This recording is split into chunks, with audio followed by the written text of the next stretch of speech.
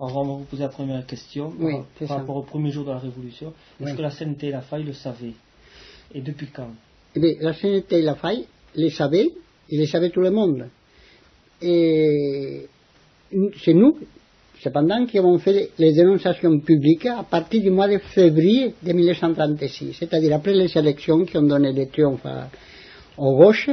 Nous avons dit, les élections, les gauches les ont gagnées, mais le fascisme se prépare. On savait qu'il y avait des jeunes de phalange qui allaient en Italie faire des pratiques militaires. On savait même que José Antonio Primo de Rivera touchait une sorte de salaire on a trouvé maintenant, même après la défaite du fascisme, on a trouvé les reçus des sommes qu'on lui donnait. On lui a loué 50 000 pesetas chaque mois pour travailler l'organisation fasciste en Espagne.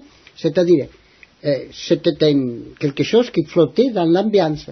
Et c'est nous qui nous avons commencé à les dénoncer dans des meetings, des manifestes, qu'on a posé les problèmes à l'UGT, aux autres forces. Le congrès de Saragossa de mai 1936 a voté une proposition d'alliance révolutionnaire avec l'UGT, la formation d'un front antifasciste. On a dit qu'il fallait se préparer, qu'il ne fallait pas confier seulement avec le gouvernement pour faire face à la situation qu'on voyait se détériorer chaque jour.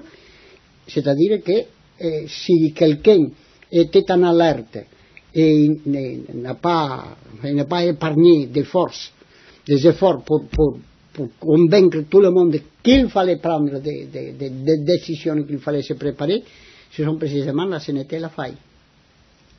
Et depuis le mois de février, alors c'était? Depuis le mois de février.